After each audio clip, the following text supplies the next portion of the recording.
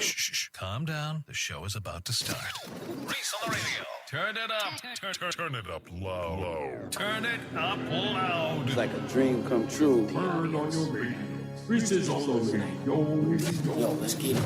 Due to the nature of this program, discretion does not exist. It's Reese on the radio. Right now on WTIC News Talk 1080. And a wonderful welcome to all of you and your scallywags, nutmeggers, across the fruited plain. It is I, your humble correspondent, Reese on the radio on NewsTalk 1080 WTIC. Y'all are so lucky that Daddy's not home. You are so lucky that Daddy's out of town.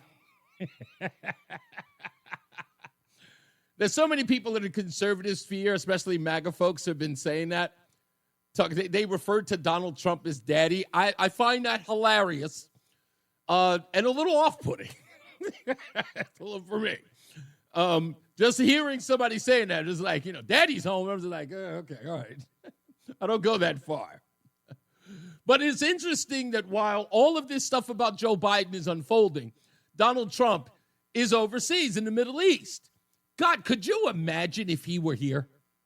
What the news cycle would be? It would be Donald Trump's reaction to this new book, which, again, I don't care what anybody says. Try to get over it or move past it all you want. It's going nowhere. It only lends to more discussion. And these people who want to get past it, they don't understand what buzzsaw they're running into. Even our very own Chris Murphy is acknowledging. We're going to get into it today. I've got a whole bunch of stuff on him. But even Chris Murphy is starting to sound like the midterms are not a foregone conclusion. We'll get into that. I've got audio of him. Video for those of you who are watching online. I'm telling you, it is amazing what's going on. Even Jake Tapper is admitting that he could have done a better job. He is conceding. He is ceding the ground because he knows that there's been overwhelming reporting on the cover that he gave to Joe Biden. But I'm going to go one step further on you, Jakey baby. I'm going to go one step further on you.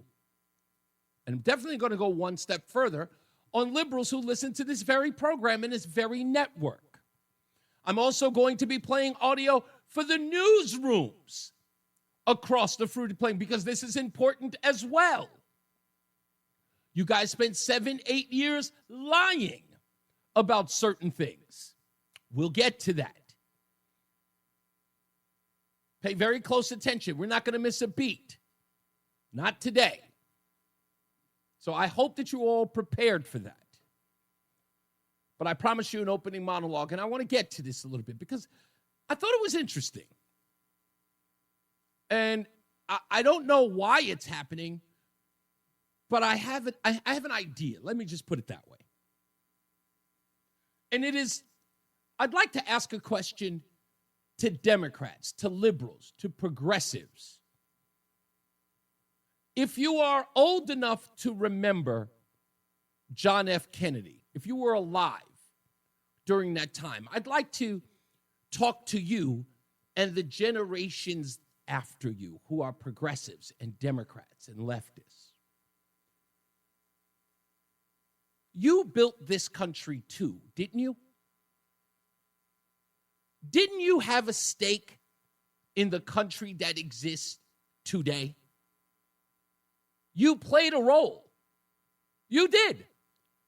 There's no denying this world that we live in was not just forged by conservatives or by right-leaning or MAGA folks. It was formed or forged by those on the left too. I mean, we got John F. Kennedy Jr., the first Christian, Catholic, I should say, president.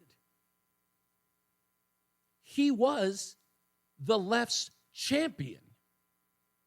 They referred to his time in office as Camelot because he was the closest thing to royalty, loved by Democrats.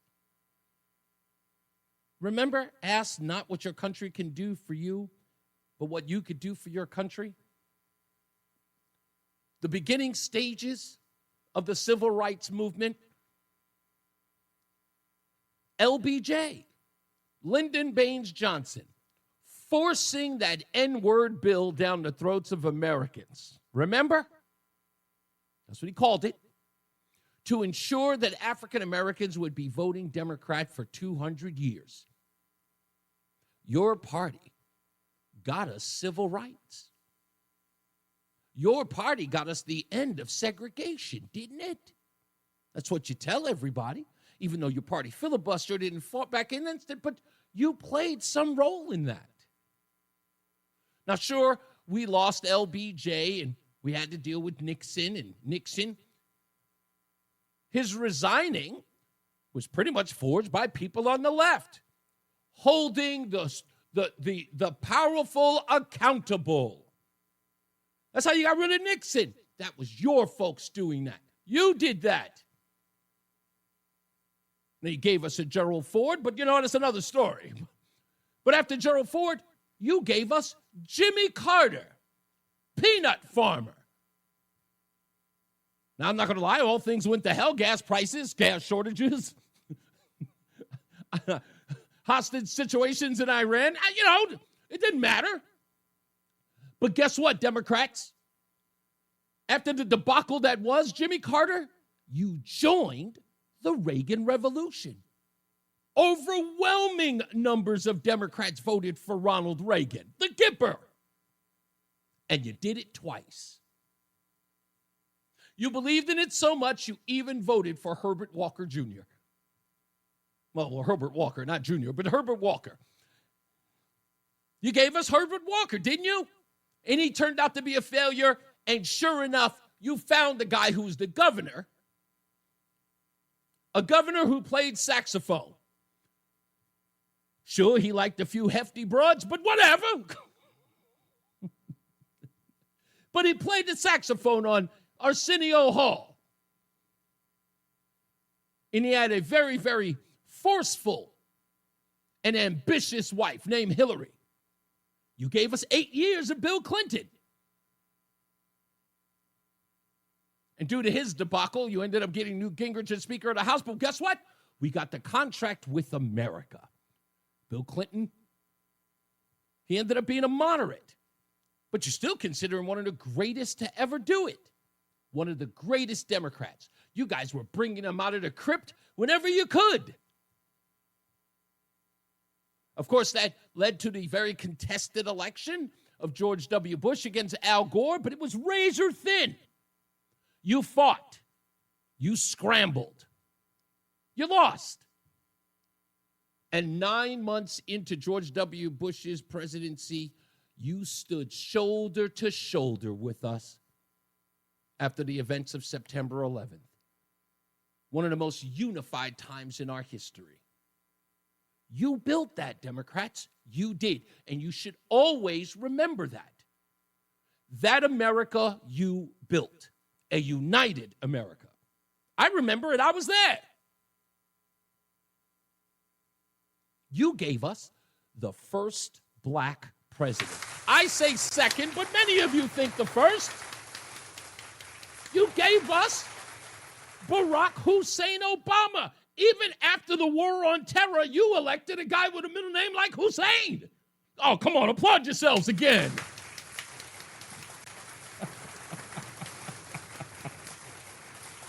But you did that. You didn't do it once, you did it twice. You did it twice. But you also gave us Trump, which we thank you for. Don't forget, we do thank you.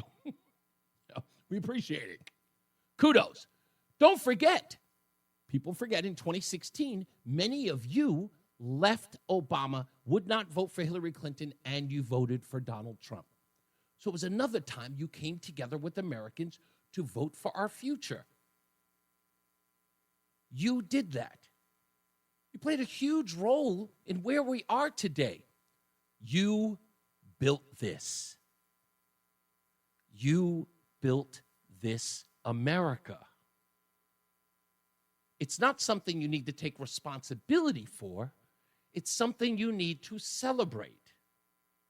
But I have to ask you one question. Democrats, liberals, progressives, why do your kids hate it so much here? And why do you stand for it? I'll put this in the most simplest terms. If I built a home, worked overtime, scraped, saved money, didn't eat, ate very little, so I can start a family, buy a home, start it from scratch, put on extensions, do the lawn, pay the bills, keep it up until my children are old enough, make sure that they have a room. You know, if I have a boy and a girl, they each have their own private room. I don't force them, cramp them into some small space. I build a life for them. I buy them the video games. I make sure there's a TV in every room.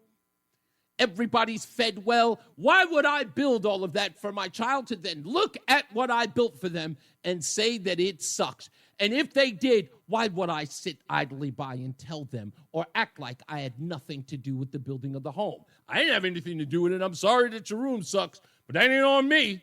It is on you.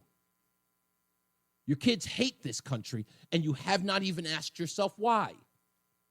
You haven't even reeled them in and said, what are you talking about? I worked my butt off to give you the country that we have today.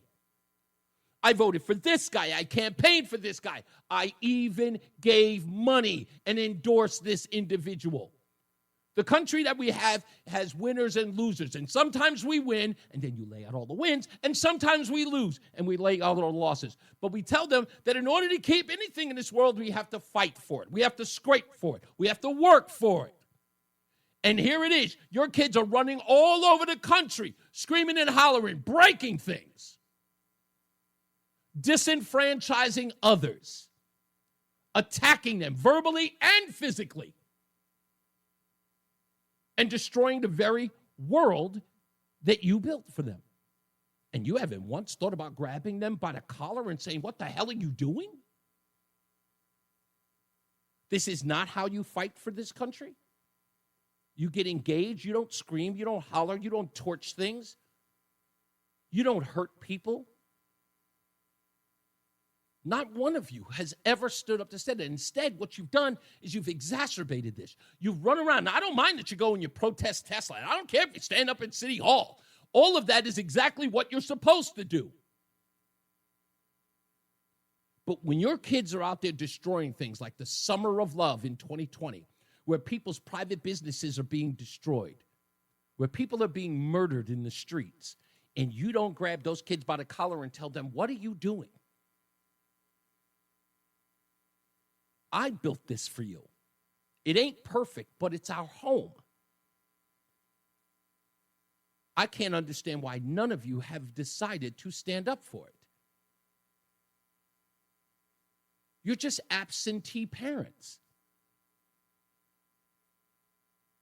So, look, I know that you're going to take that and say, I don't know what you're talking about, Reese. I try to fight for this country. Nah, yeah, oh, sure you do. But your kids hate the home you built. And you did. The water isn't always hot. Sometimes the bills don't get paid. Sometimes it's a rough winter. But it's yours. This country's yours. You helped build it. We may have been in opposition to you, but sometimes you win and sometimes you lose. And when you won, we took the L. And when we won, you didn't take the L very well. At least you don't anymore. But now, instead of fighting for the country or getting those people to fight for the country in the right way, you're allowing them to tear down our home. And again, I'm still trying to figure out, why haven't you even asked them why they hate it here? Because whatever it is that they hate, you help build. You're part responsible of what they hate. Didn't get here just through us. That's the only point I'm trying to make in all of this. I don't care if you hate it. I don't care if your kids are angry about it. But take some responsibility for where it is today, because all of us had a part in that. Win, lose, or draw, we all had a part in that.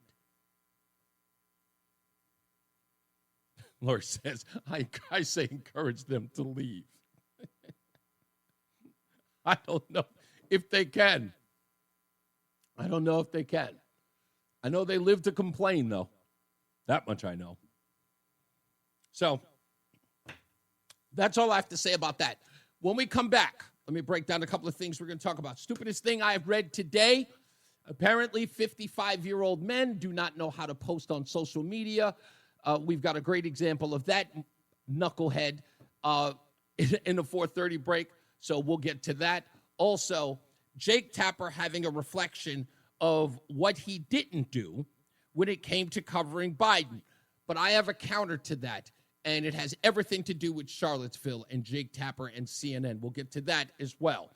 Also, I want to break down Chris Murphy today. I'm going to spend a lot of time on Chris Murphy. I know I said I'm going to lay off of him, but this one in particular is very good. Chris Murphy, we have absolutely confirmed that he is running for president. We'll get into that a little bit. But Chris Murphy, we have to think about a couple of things because there is some audio out there that contradicts him when it comes to the very safety of this country. So we'll have that. It's a very, very long dissertation that I have to give on Chris Murphy. So we'll break all of that down as well. What were the other things that I had to get into? I know I had some other stuff that was here. Oh, we'll talk about Chuck Schumer and Timu Obama, which is known as Hakeem Jeffries.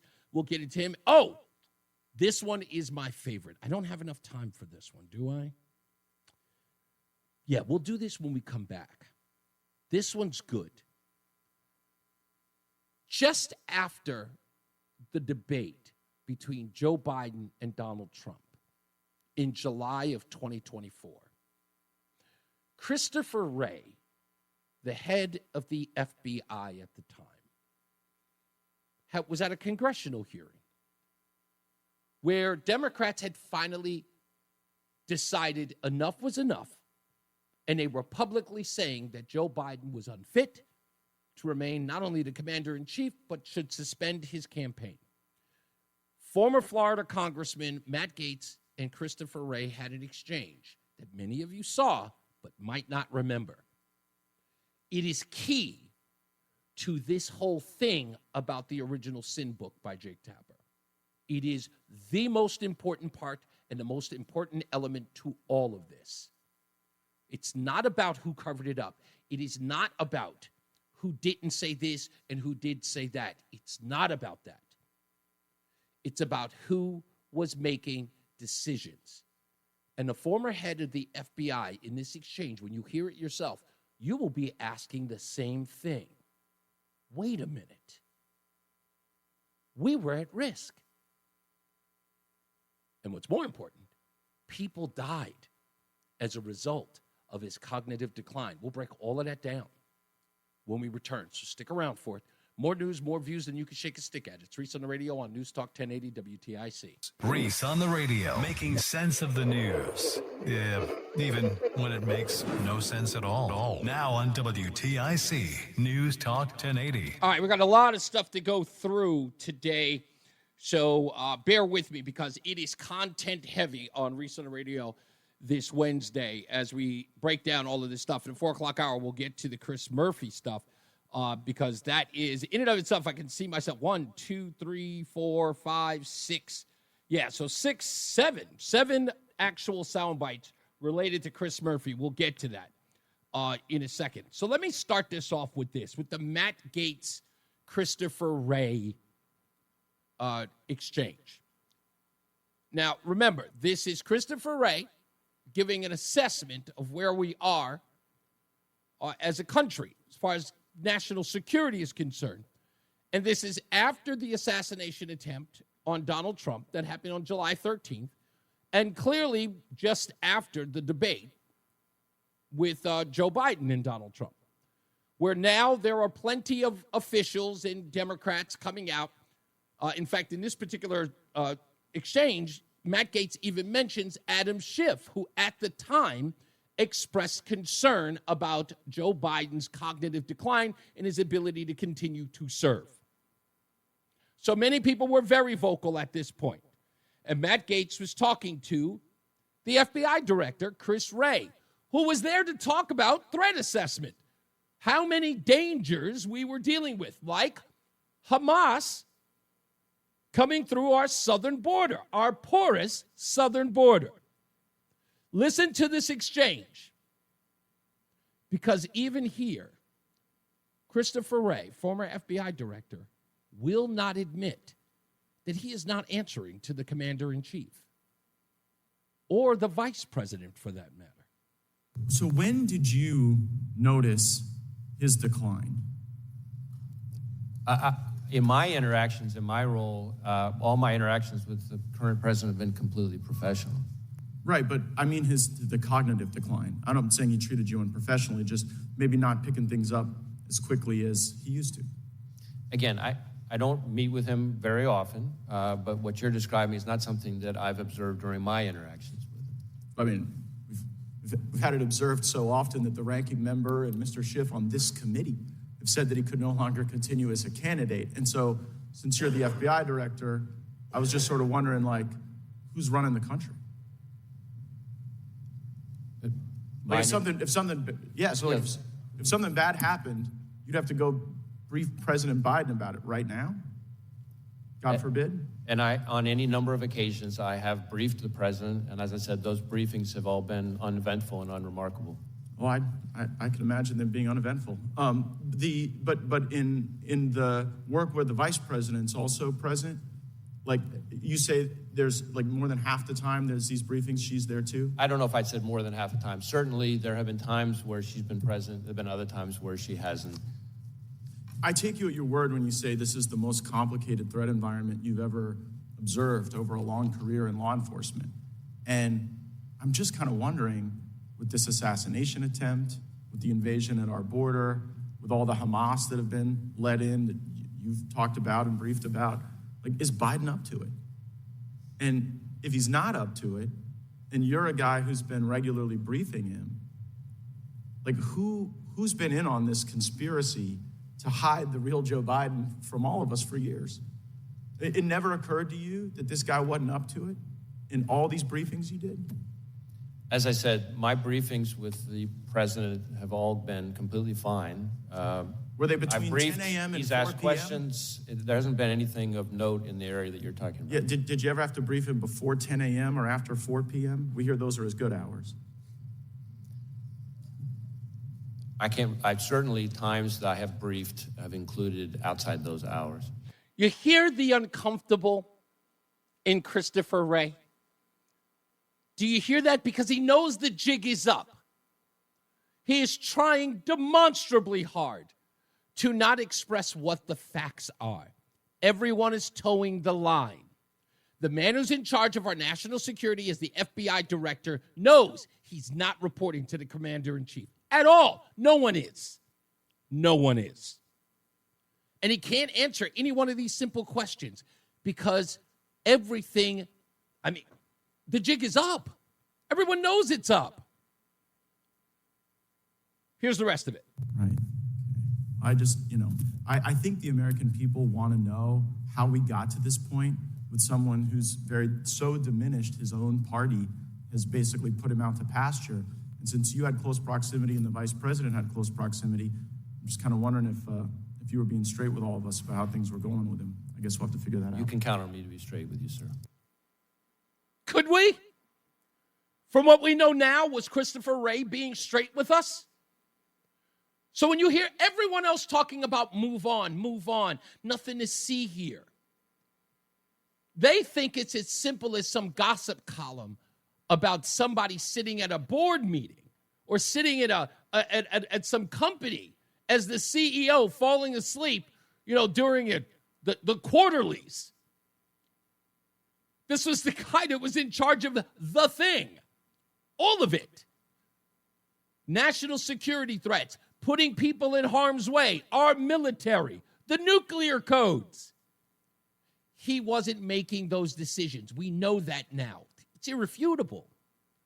Who was in charge of Afghanistan? Whose debacle was that really?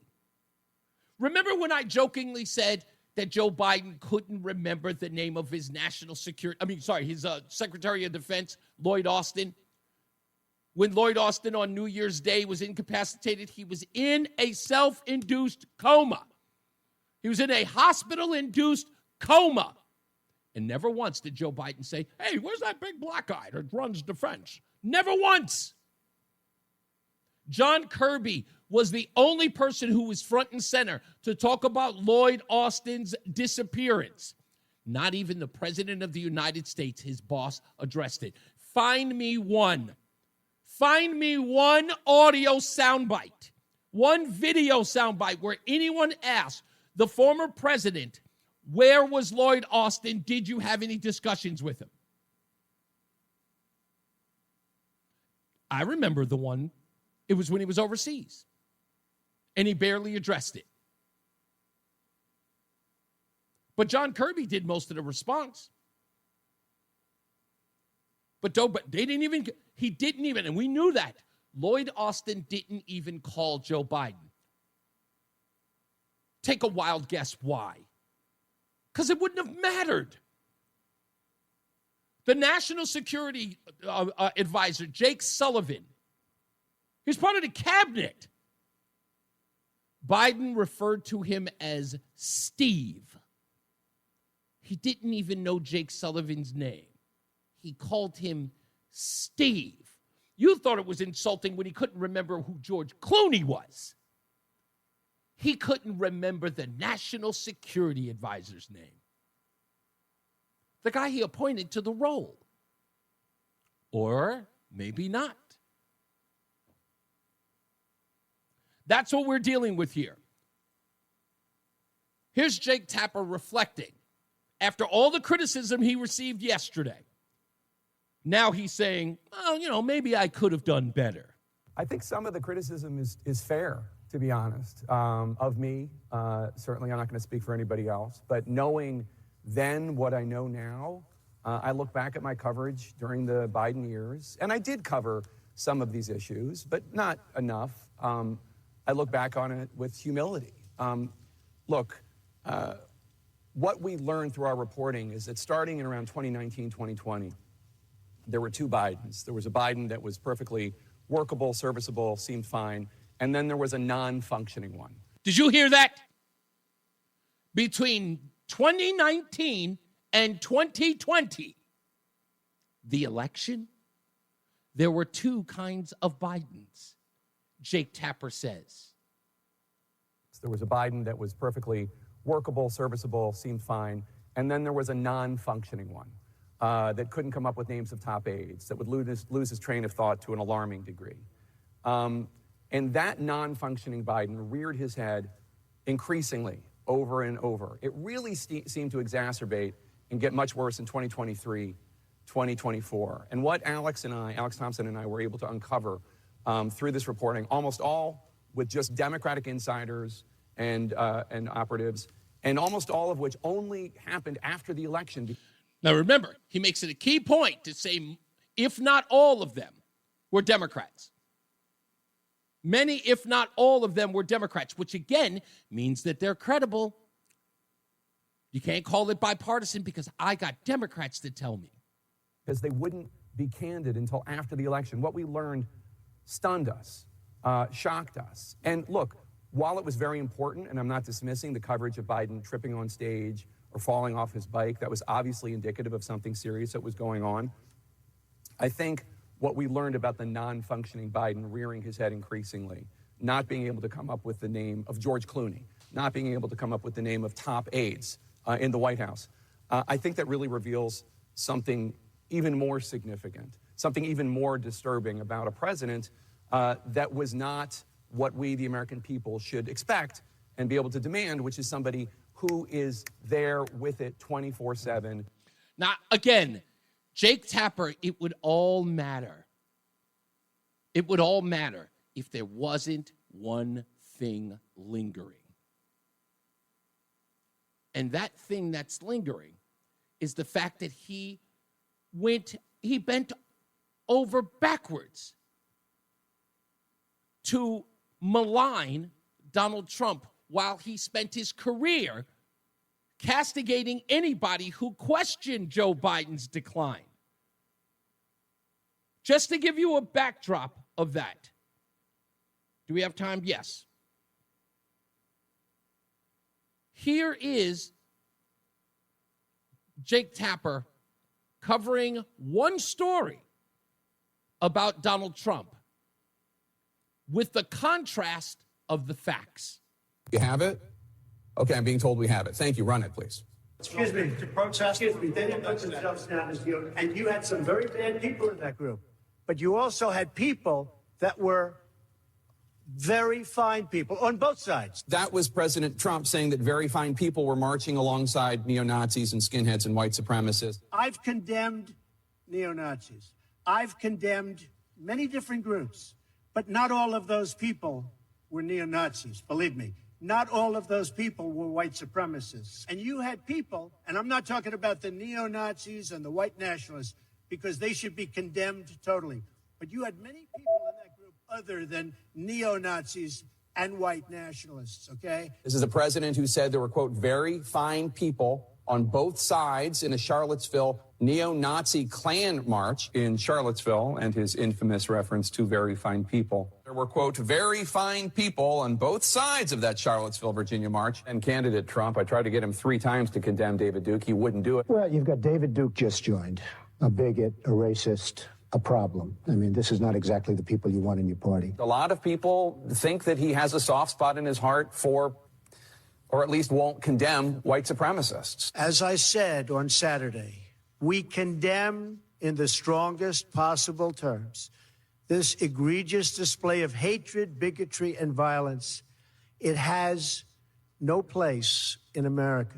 Racism is evil, and those who cause violence in its name are criminals and thugs, including the KKK, neo-Nazis, white supremacists, and other hate groups that are repugnant to everything we hold dear as Americans.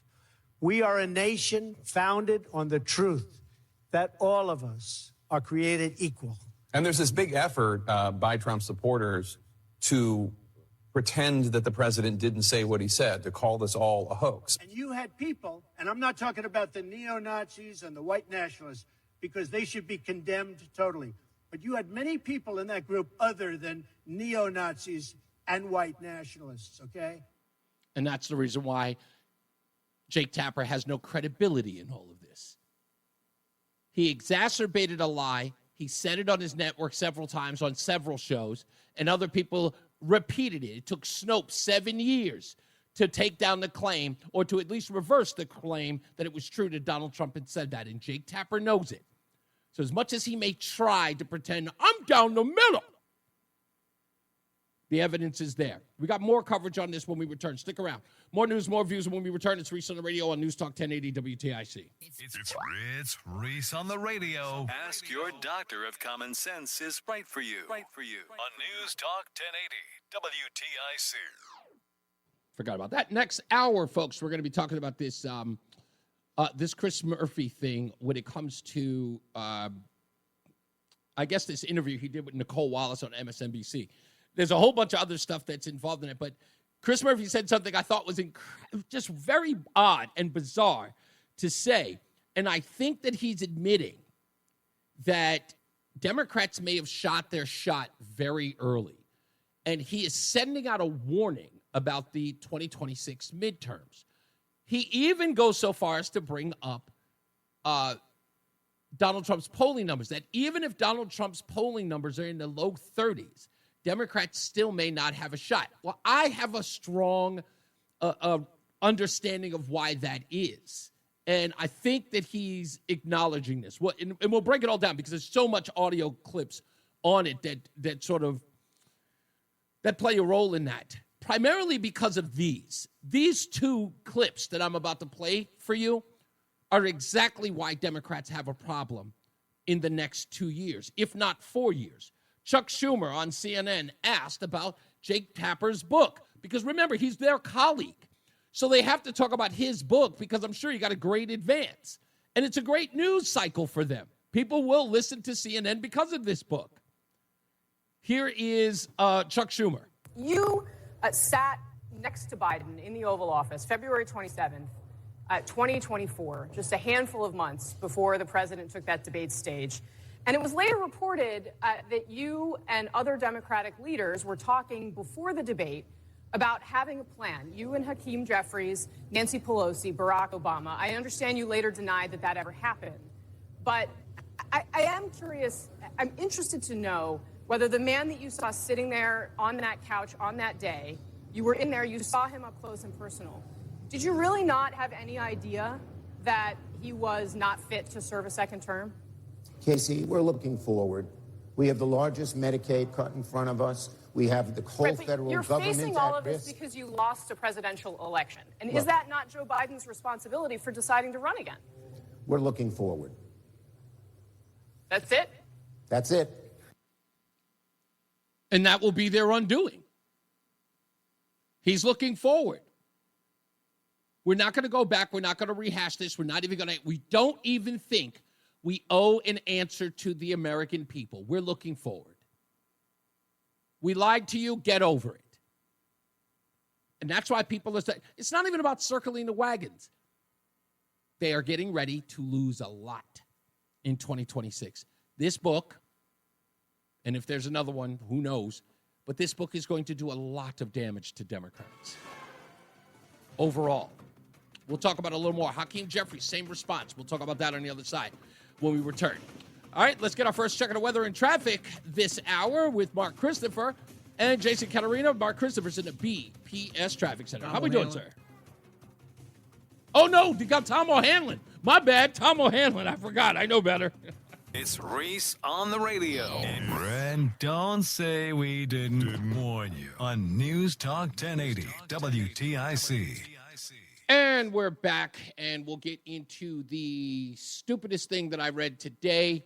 Why some people don't understand how Facebook works.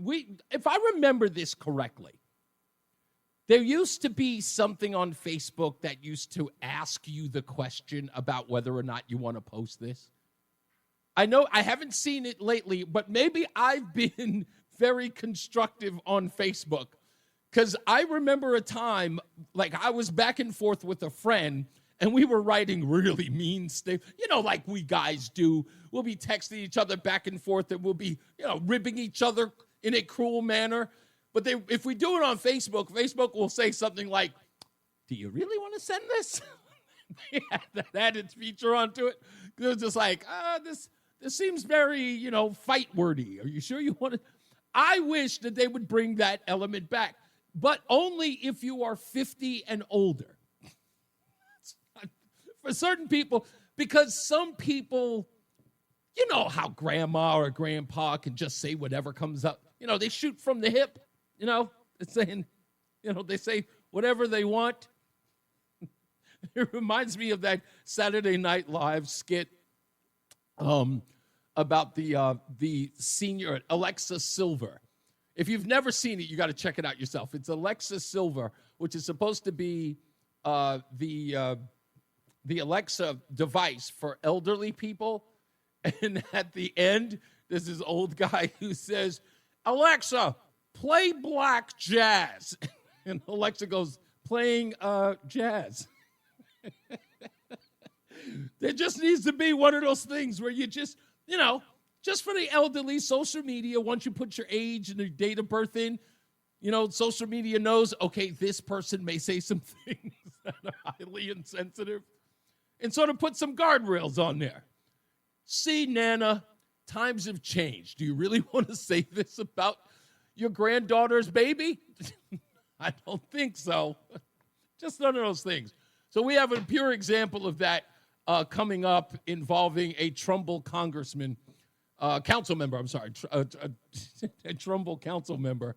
And we'll talk about that in a little bit, so stay tuned. It's not, it's just one of those things where you try a little too hard to be hip, and you failed miserably. Let's get another check of the weather and traffic with Jason Caterina and Mark Christopher in the BPS Traffic Center. Tom O'Hanlon, sorry. President of the Chris Murphy Fan Club, Reese on the radio on News Talk 1080 WTIC. Plenty of news and plenty of views to get to today, folks. And don't fret, and I apologize for this, but it's coming to a time where I'm just going to have to start revealing some things, sort of like some housekeeping. If you've noticed that Reese on the radio has taken fewer and fewer phone calls, there is a reason for that. But it is not because I do not value your opinion. Of course I do. But I'm trying to open up the books, if you will. I want to get some different and very diverse questions or answers to a lot of my probing questions to a lot of people. I know that there are some people who show up at the show, and I appreciate you, avid listeners and avid supporters of the Reese on the Radio program and, of course, of WTIC. But it's important to me that I open up the show to a lot of voices that I don't get to hear. So I do very much so appreciate your calls, but I really want to hear from some people I don't get to talk to every day. So when I start to see the same, routine people over and over again, I know that I'm kind of going in that place, and it sort of doesn't give the fresh feel to the show that I'm accustomed to. And I beat myself up every day making this show fresh and new every day. It's hearing my voice every day is enough. But if I don't make this entertaining in some way, and if it becomes repetitious, people leave. And I'm not interested in having them leave. I've got an ego, consider that. I'm an egomaniac. So I don't want anybody to take any offense to that. It's just that if it's the same people, the same days, I'm probably going to overlook them and move on until I get some other people. Just temper your calls for when they're appropriate. You don't have to call every day, but we appreciate you, and we hope that you'll continue your support. And I hope that no one takes that personally, because it isn't meant in a personal way. I just want you to understand our point of view. We still appreciate you nonetheless. Now, having said that, I'm going to go to an old standby. Let's get some, I guess, what can only be described to you as a critique from our very own Tim in Hamden. Hello, sir. Been a while since you've been here.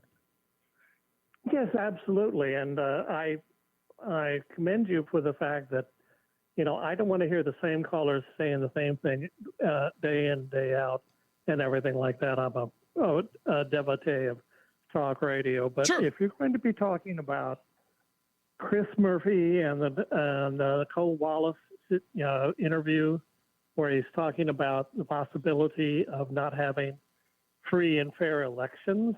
Yes, in particular. He said, "Yeah." Do you want me to play it so that people have a point of reference? Sure, go ahead. Okay, I think it's important that we at least talk about that, or at least play it so that we can understand. Let me see here. It is this one right here.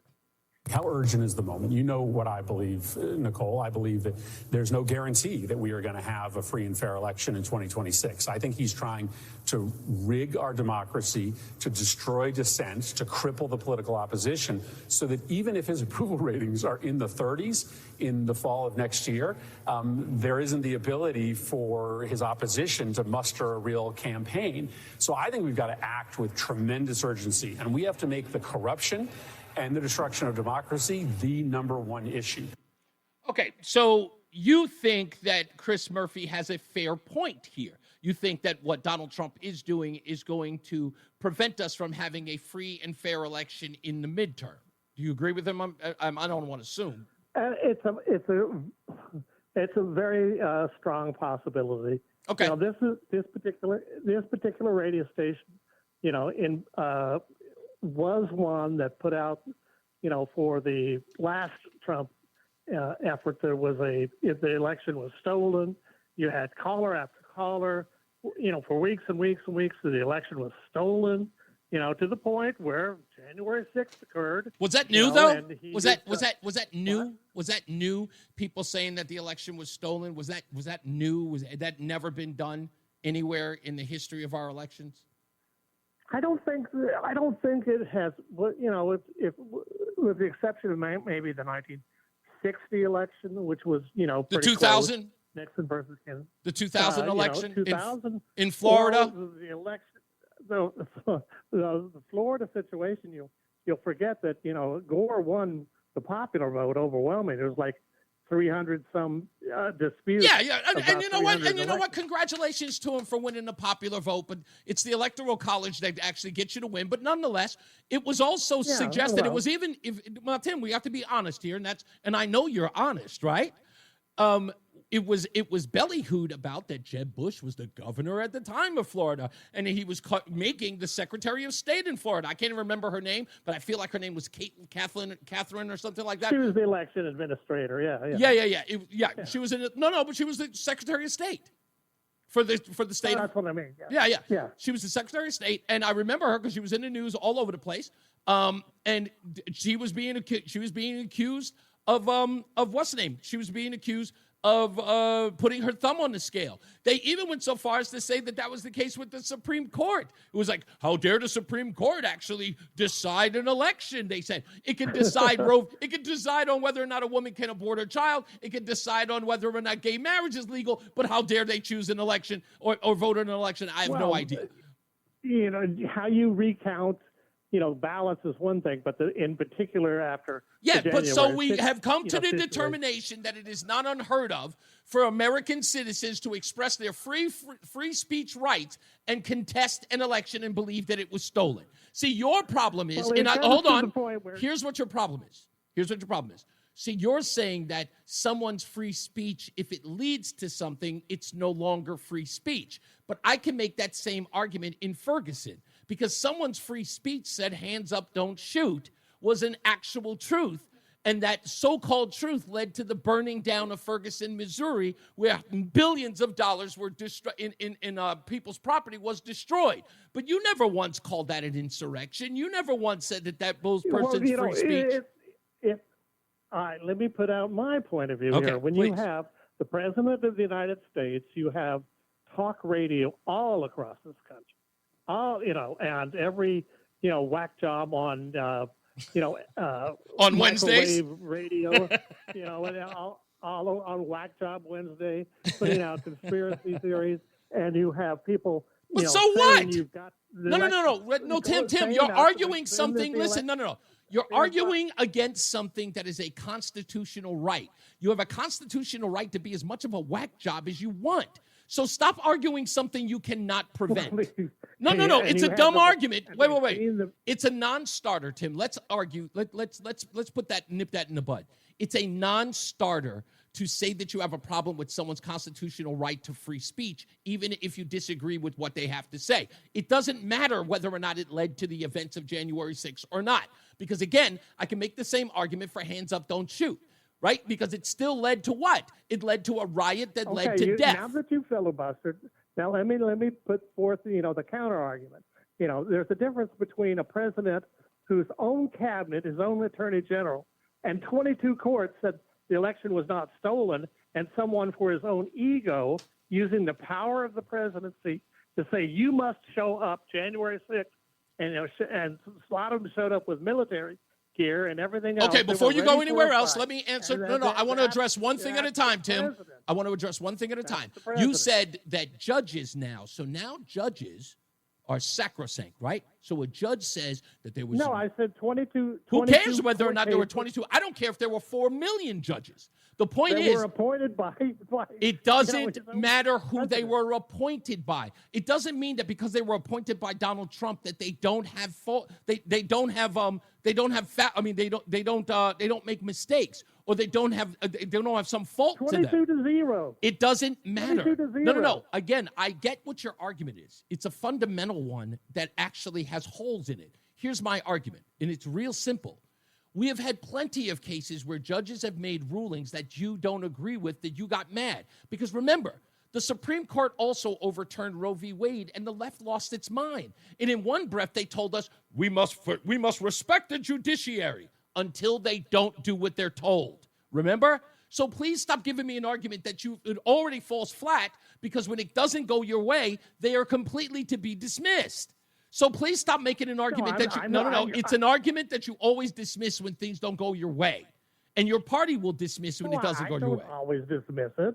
Okay. I'm glad that you don't. I'm glad that you don't. Sort of stuff, I'm glad that you don't. This particular president, with the assistant manager of the White House, Stephen Miller, talking about we're doing away with due process. Hey, there is no due process, sir. Sir, there is no due process. Being confused with the whether or not he has to support the the Constitution in particular, was asked on Meet the Press, and he was confused about whether he had to do that or not.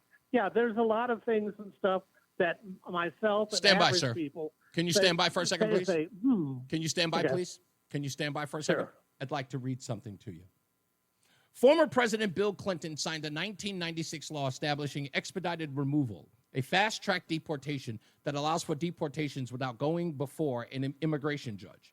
Although people's due process protections are limited under expedited removal, the process is not exempt from due process.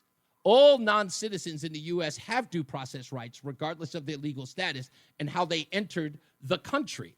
Now, I'm so glad that you guys are so enamored with due process. In 1996... No, I'm talking about talking about due process for everything. No. Not Not, just by the way, immigration issues. Oh, no, there is no due process. Everything. There is no due process for immigrations. Here, I know. You don't believe in the I'll read it to you. I'll read it to you. No, don't read talking points. I'm not reading it to you. Can I tell you where? Constitution. Can I tell you where I'm reading this from? I'm reading it from PolitiFact. PolitiFact is not a right-wing. Yeah, you know it's not. So listen closely, because it's part of your team and it's your PolitiFact. In 1996, Congress specifically authorized the executive branch to conduct non-judicial deportations, not subject to due process. The Bell County, Texas Republican Party posted on April 30th on Facebook. The post included a graphic with a photo of Clinton that said, in 1996, Bill Clinton signed the Immigration Reform Act that stated illegals could be deported without judicial hearings. So, if this is really about due process, the Constitution... Again, you're talking back only about immigration. I'm talking about Stephen Miller and this president... Removing habeas corpus is what you're talking about. You know, don't understand, the basics of the Constitution. It sounds like you don't, sir. Essentially, they essentially, they're doing everything by executive order. They don't even have a party that's willing to vote up or down on issues and stuff. So, every day we can go to a different, scandal, a different thing that we're going to be all excited about and everything until the next day. Is Donald Trump the first person to sign? statement. Is Donald Trump the first person to sign executive orders? He's the first person. Is he the first person? Crazy. No. So many crazy executive orders. That is, sir. Yeah, that's just sir. That is debatable. Can he get through his own party? Tim, why did Donald? Hold on. You're telling me now that because Donald Trump is signing so many crazy executive orders, that now executive orders should be abolished? Is that what you're saying? No, I'm saying Chris Murphy, and I voted against Chris Murphy, by the way. But you agree with him. Is right by saying that, this election, there's no guarantee that there'll be a fair and free election. Okay, before I let you go, in 30 seconds, hold on. Donald Trump. Tim, I do not trust him in 30 seconds, as I can throw him. In 30 seconds, Chris Murphy says that there is no way that we can be certain that there'll be a free and fair election in 2026. Okay, in 30 seconds, give me one way that we won't have a free and fair midterm election in 2026. Just one, out of the blue. Pull it out of your rear end. What way? Because Chris Murphy's never made to answer that. What is rear end? No. Don't get caught up in the fancy. Give us classic. Give us national security, terror, and that sort of stuff. That'll be a classic, thing. Well, for national security reasons, this is exactly why your party is never going to win another election, because you're liars. You're liars and you're dishonest. I'm not a Democrat. You're still a leftist. Get that through your which head, means you're a leftist. It means you're a progressive, and it means that you're a liar. It means that you don't understand. Tim, it means that your party lies. It means that you leftists lie. You can't even answer a simple question. Okay? It means you can't answer a simple question as how are the midterm elections going to be thwarted? And you don't know. And you think that if you just raise hell and you just scream bloody murder, because this is nothing more than your screaming fire in a movie theater. That's what this is. It's screaming fire in a movie theater with no basis. Just say that the midterms are under threat. Okay, how? You know how. Give me a break. We'll come back. More news, more views when we return. Let's get another check of the traffic with and the weather with Jason Caterina and Tom O'Hanlon, who's in for Mark Christopher in the BPS Traffic Center. Stay locked in. Reese on the radio is on WTIC News Talk 1080. Let's do it.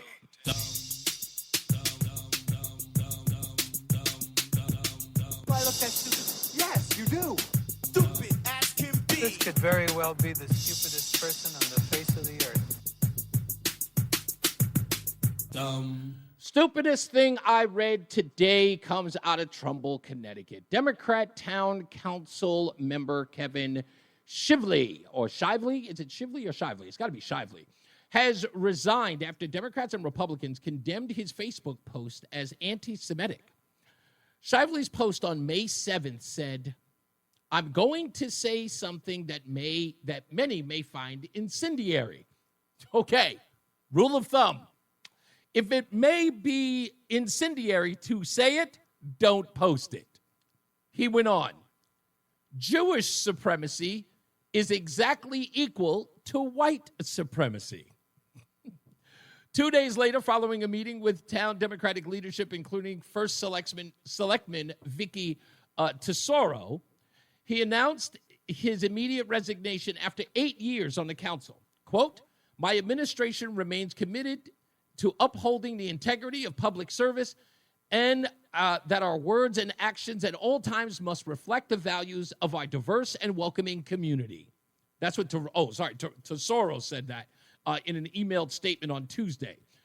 Shively's comments were publicly condemned on Facebook on May 9th by the Republican Town Committee and the Democratic Town Committee. Quote, "We stand in solidarity with our Jewish neighbors and every Trumbull resident against hate and anti-Semitism.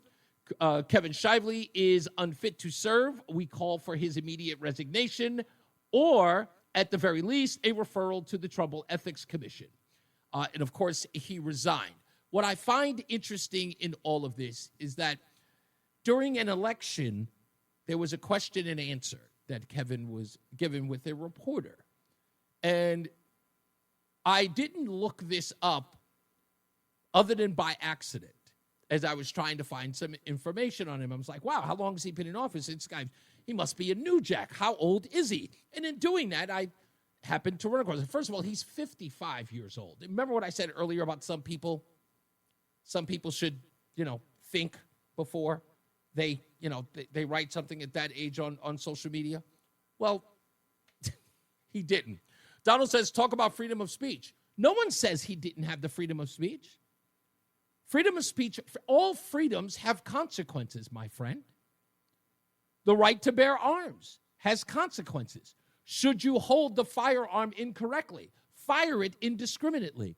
All freedoms have consequences. He had the freedom to say whatever he wanted. Some people took offense to his freedom, and therefore he resigned. He could have stayed. He took it upon himself to resign. But here's the quote that I found interesting in a little back and forth in an interview that he did. "What's the best advice anyone gave you, Kevin Shively?" He wrote, quote, "The most important thing in life is how you treat other people," end quote. Yeah. Appropriate. Kevin, maybe you'll get another shot. Good luck to you. Good luck to you. The self-proclaimed love child of Rush Limbaugh. They're running a strange program, y'all. Reese on the radio on News Talk 1080 WTIC. All right, plenty of phones in the room. Let me get to them. Bob's in Meriden. How are you, Bob? Hey. Bob? Hey, what's going on? Yeah, no, I'm not in Meriden anymore. Update your system. I'm in Wolcott now. Oh, okay, my bad. What's going on? No problem. I just, when I tuned in, I heard Tim on the radio, and, he keeps on talking about things that are unconstitutional. Yeah. And here's my thing, I swore an oath in 1992 to support and defend the Constitution.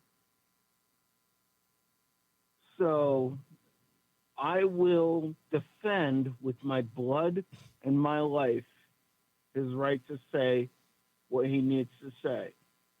but he needs to bring receipts if he's going to say something is not constitutional. Bring receipts. Do you get the impression, and I do this enough to know, I almost feel like they take their talking points from whatever news outlet is spewing this, and then when forced to respond, like, okay, it's unconstitutional, explain how.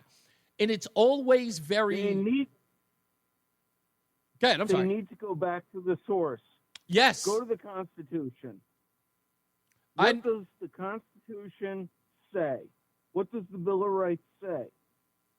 Oh, I know. Trust me, I know. I don't think that they really understand. I think that there are a lot of platitudes in play here. I think it's just say it's unconstitutional without understanding the Constitution. Say that it's censorship without understanding how censorship works, or that whole thing about talking about January 6th or people who denied the election. And then when you go back to them and say, well, that's not unheard of for people to deny an election. I mean, that's kind of who we are. People, I'm pretty sure they denied the election of Abraham Lincoln. If they can actually prove that's unconstitutional, they can prove it in writing, I will stand in front of the sword. I swore that oath in 1992. Well, I appreciate your service. And that is not an oath that gets... Bob? That's not an oath that expires. I understand that. All right. Thank you, sir. I appreciate you. Hey, it's our good friend. He's on the line. I want to make sure I play his intro because he'll get mad if I don't. Black, y'all, and I'm black, y'all, and I'm blacker than black, and I'm black, y'all, and I'm black, y'all, and I'm black, y'all, and I'm blacker than black, and I'm Rudy's black, calling all the way from Florida. Black. What's going on, big guy? Oh, it's just a cheap $69 Velo flight to New Haven. I agree with Bob. I live by my oath, but I don't defend what Tim says. He's the enemy of the state. So you don't think he's just some rabble-rouser? Well, you know what?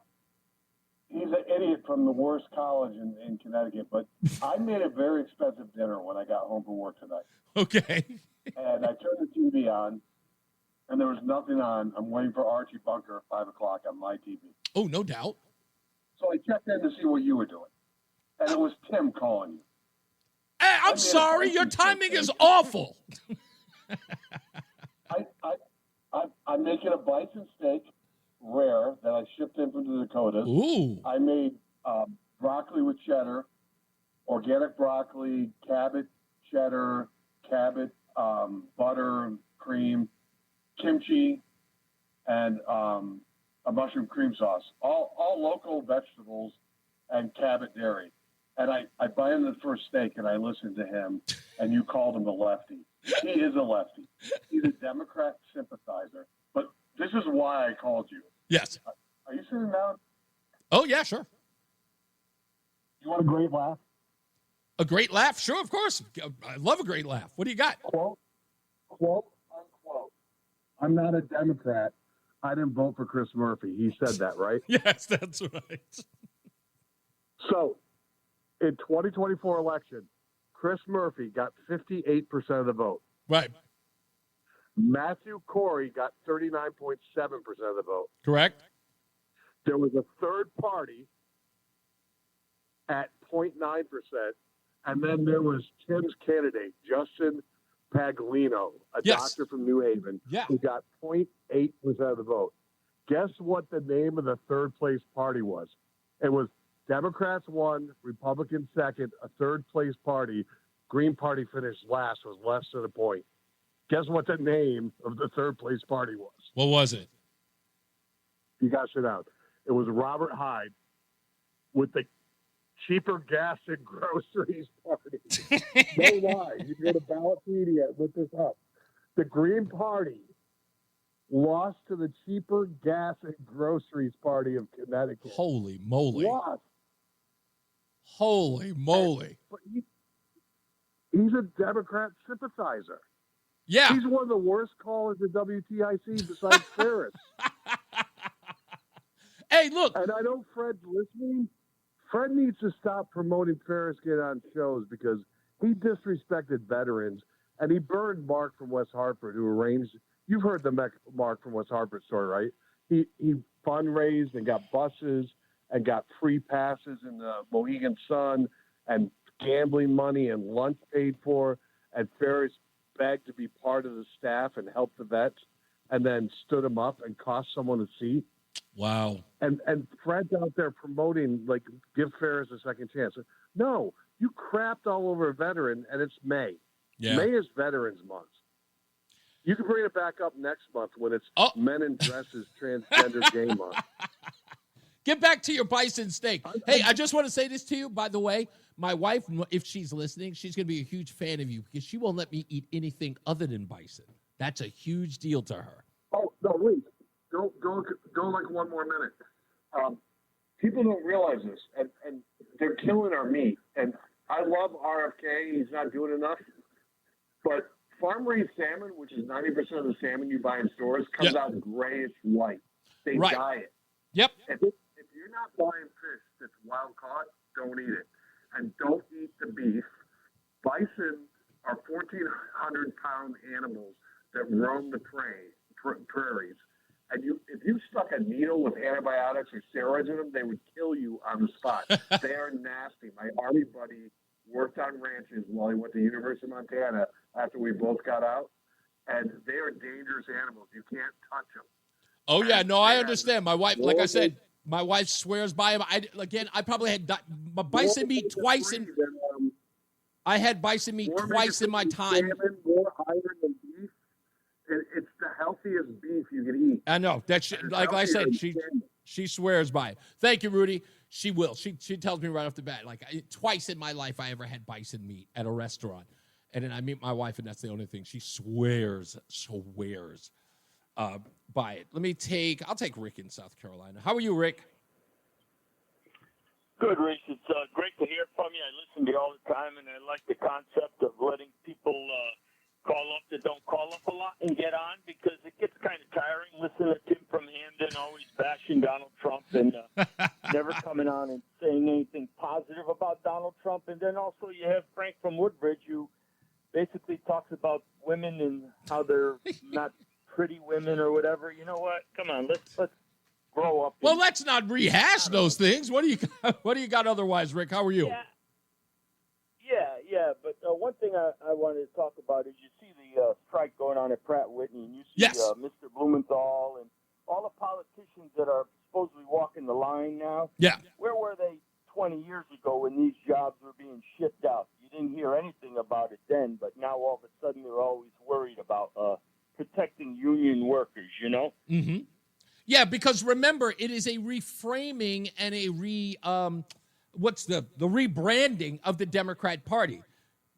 One of the things that hurt them, Rick, that they recognized was, they had, what's his name, Sean Fine, whatever his name is, from the United Auto Workers. This guy was on the front lines talking about how he supported Joe Biden and supported Democrats, and he openly admitted on Neil Cavuto's old show that a majority of his members were voting for Donald Trump because they understood that the brass at the Auto Workers Union may be supporting a Democrat, but they understood that Donald Trump suited their needs.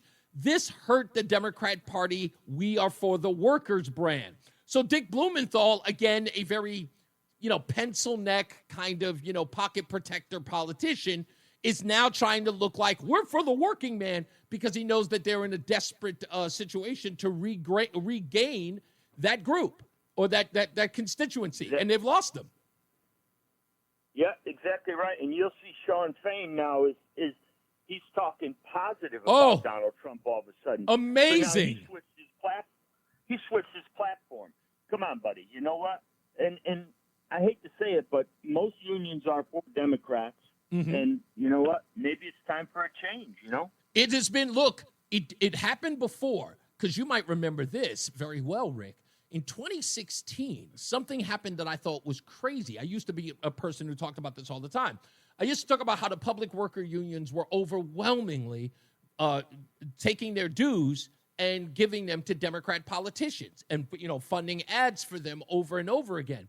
And then Donald Trump got into the fold in 2015 and 2016, and you saw this weirdness. Like the teachers, they stayed where they were. But fire and police started endorsing Donald Trump. It was the first time I had seen public worker unions support Donald Trump. This go around, these unions, and many of them public worker unions, auto worker unions and other unions, what was his name? Traffica? What's his name? I can't remember his name. Gosh. I can't remember. I think his name is Traffica. It comes to me, but somebody in the chat room will remind me. But even he started coming out and started endorsing Donald Trump and was completely denouncing Democrats. And I said to myself, that's so weird. I've never known these unions to support Republicans in any way. That's right. Yeah, so maybe things are changing, you know? Yeah, I think demonstrably so. But I think that what that Blumenthal thing was a last-ditch effort to show a union. It was like, no, we're for you. You remember us? You used to guys be in our camp. And it's desperate at anything, if anything, I should say. Right. They had 30,000 workers 20 years ago. We're down to 3,000. It's a little late for the fight. You know? Wow. Talk about showing up late. You're 100% right. Thank you, Rick. I appreciate you, sir. And when we come back, the top of the hour, I still got the rest of this Chris Murphy thing to talk about because it's not just about his fear of the midterm elections, which, again, he wouldn't be talking about them if he wasn't concerned that everything that they're doing is blowing up in their faces. And this Joe Biden scandal is one of those things that are going to make it really bad because, look, the natural question after Biden was incapacitated, the most righteous progression as far as questions go becomes, hey, who was in charge? Who made this decision? Who made that decision?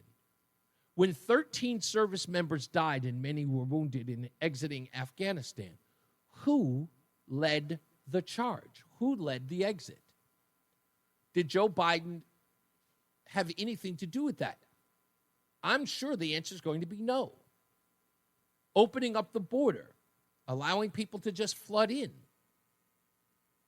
The fight against anything and everything to keep Border Patrol from doing its job. Whose position was that? And I always go back to that Mike Johnson video where Mike Johnson's talking to Joe Biden about liquid natural gas when he put a stop on it. And him talking to Joe Biden saying, hey, you put a stop on liquid natural gas in my state of Louisiana. And Joe Biden says, no, I didn't. And he goes, yes, you did. You signed an executive order to put a halt on it. He even says, well, let's get your staff to print up the executive order that you signed. And Joe Biden goes, no, I didn't do that. It was supposed to be for a study. So how does someone look at that? And again, that's a microcosm of a bigger problem. How does somebody look at that?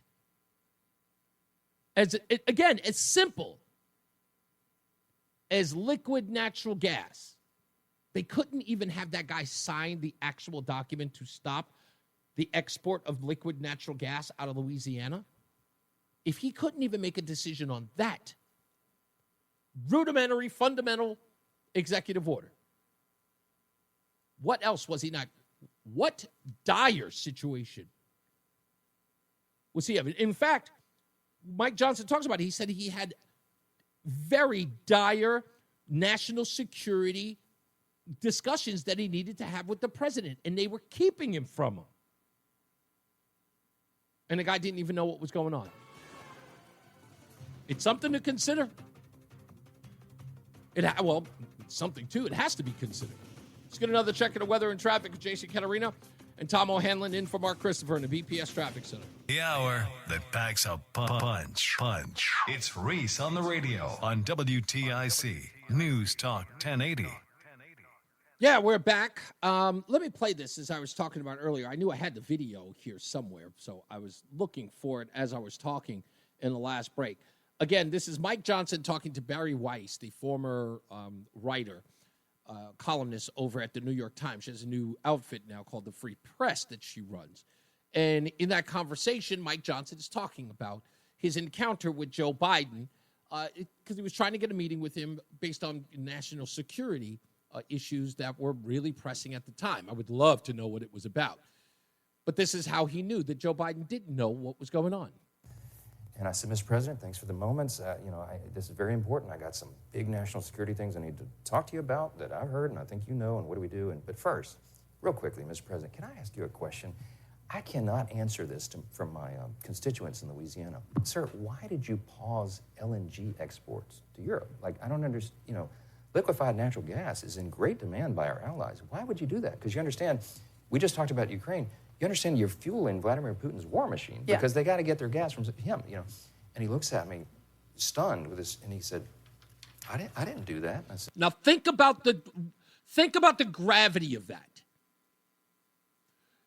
If liquefied natural gas isn't going to their European allies, they have to get it from Russia, who Joe Biden is going on the stump talking about as an evil empire that invaded Ukraine. Mr. President, yes, you did. It was an executive order 3 weeks ago. He goes, no, I didn't do that. And he's arguing with me. I said, Mr. President, respectfully, could I go out here and ask your secretary to print it out? We'll read it together. You definitely did that. And he goes, oh, you talk about natural gas. Yes, sir. He said, no, you misunderstand. He said, what I did is I signed this thing we're gonna conduct a study on the effects of LNG. I said, no, you're not, sir. You paused it. I know. I have the export terminals in my state. I talked to those people this morning. This is doing massive damage to our economy, national security. It occurred to me, Barry, he was not lying to me. He genuinely did not know what he had signed. And that's all you need to know. Let's get another check of the weather and traffic. Jason Caterina, Scott Weather, Mark Christopher. Oh, sorry, Tom O'Hanlon is in for Mark Christopher in the BPS Traffic Center. Reese on the radio is getting ready to drop some knowledge on WTIC News Talk 1080. All right, we're back. Thank you. All right, we're back. It's Reese on the radio, News Talk 1080 WTIC.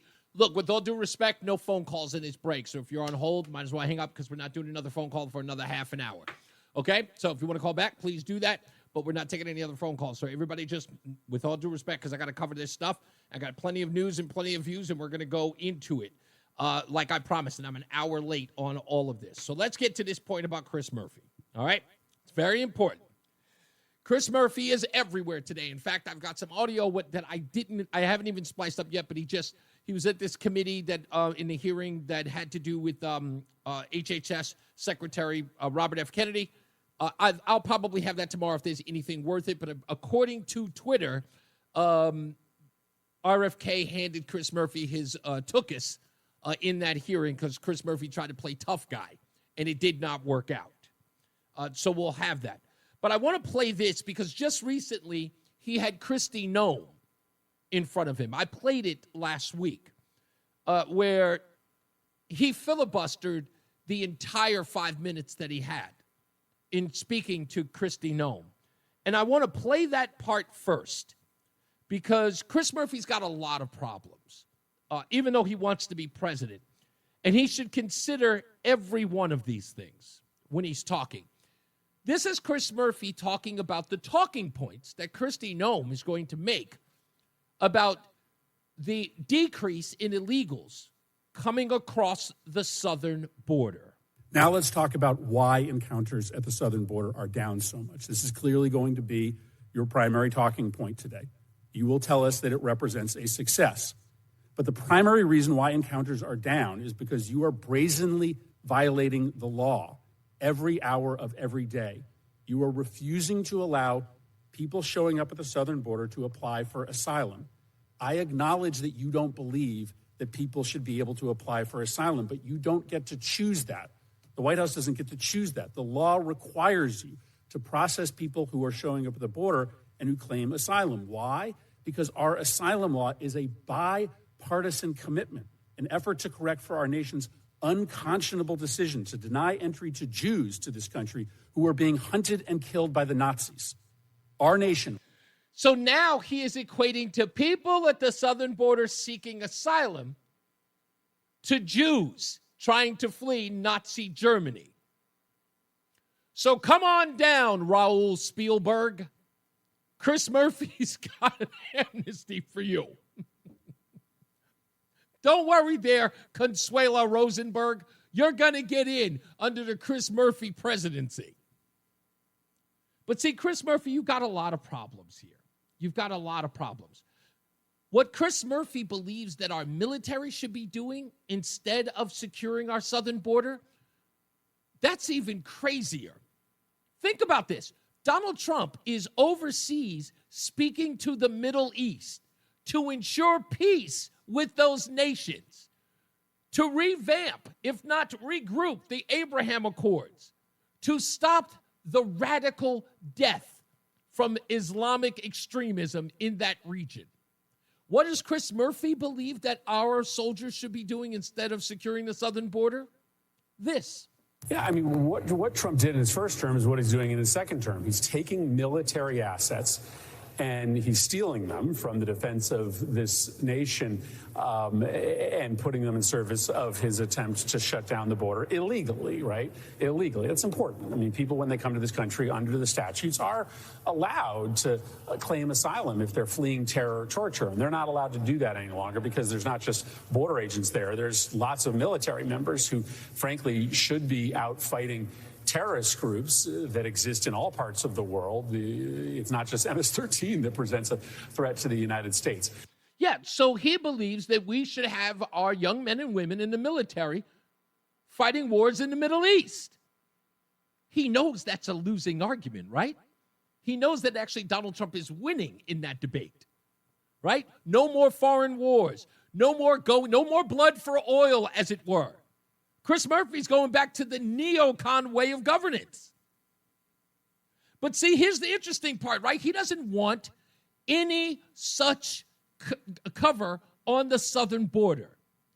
But Chris Murphy, I'm afraid you've got a different point of view when it comes to, let's say, Joe Biden and the southern border.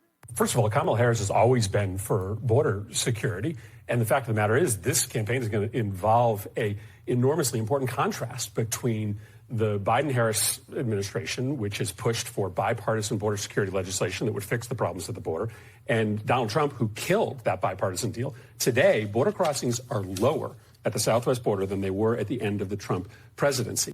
Yeah, they were lower. He was bragging about that.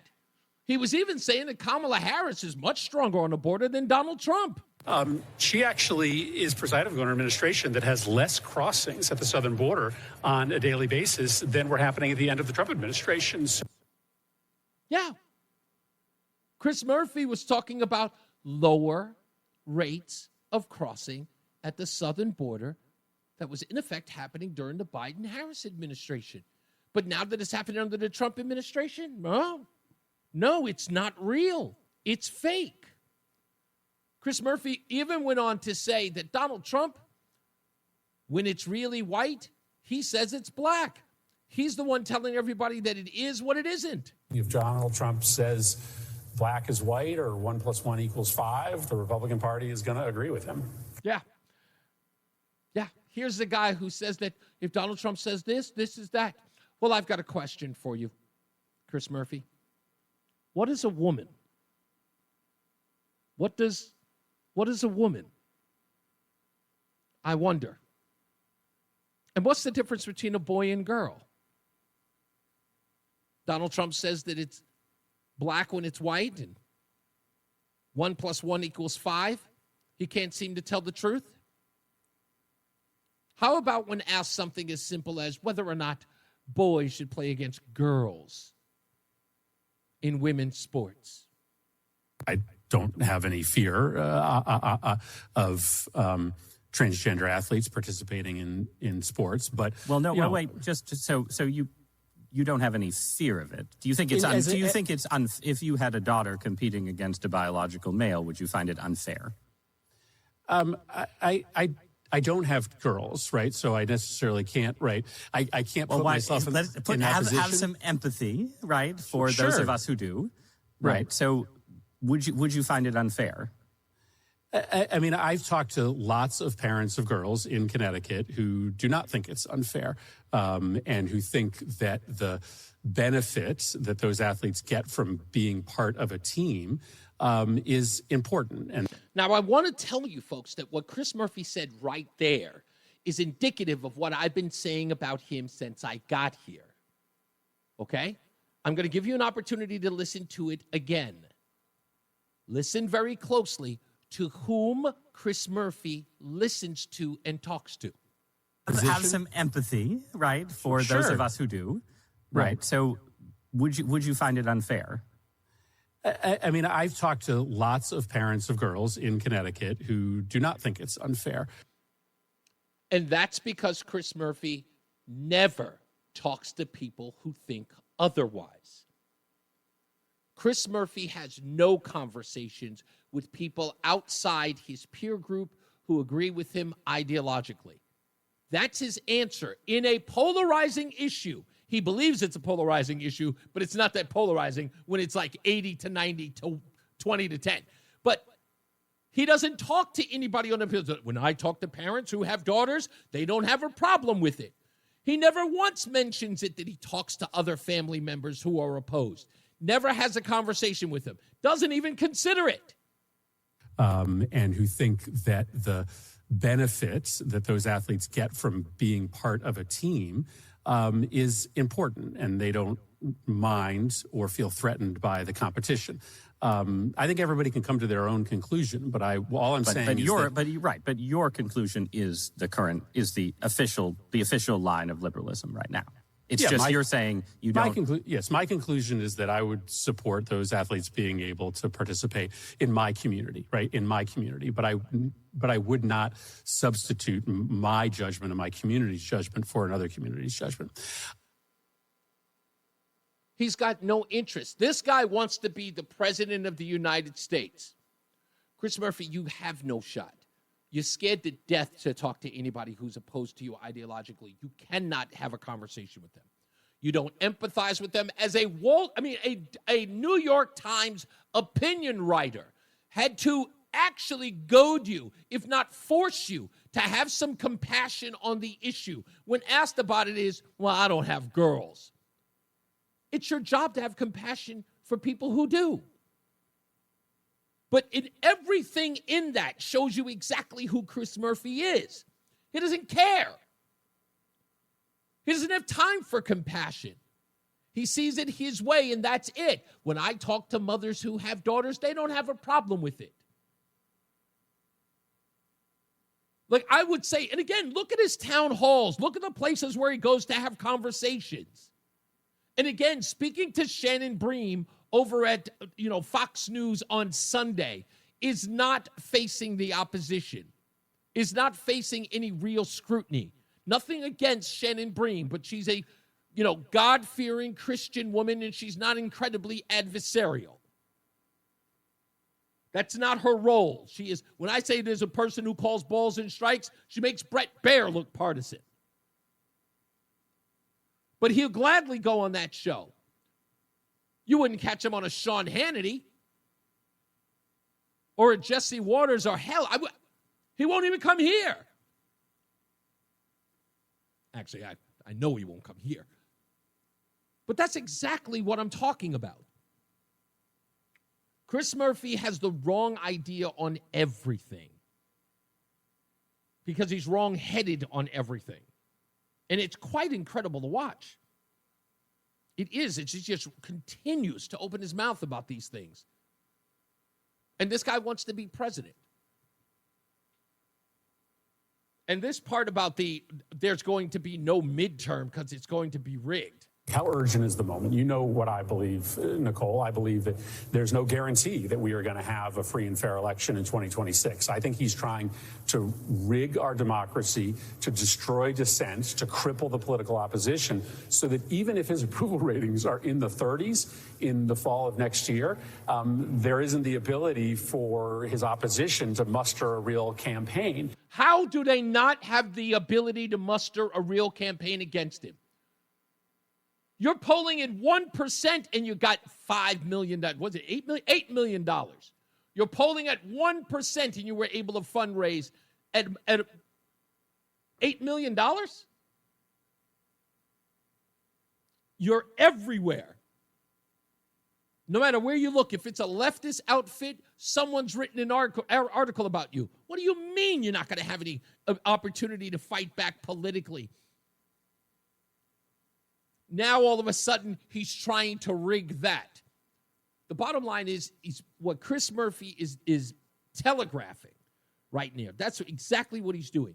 He is telling his constituents that everything that they made you do over the last 4 months, everything they made you run out there in the streets and protest and burn down and scream and holler about, it was all for naught.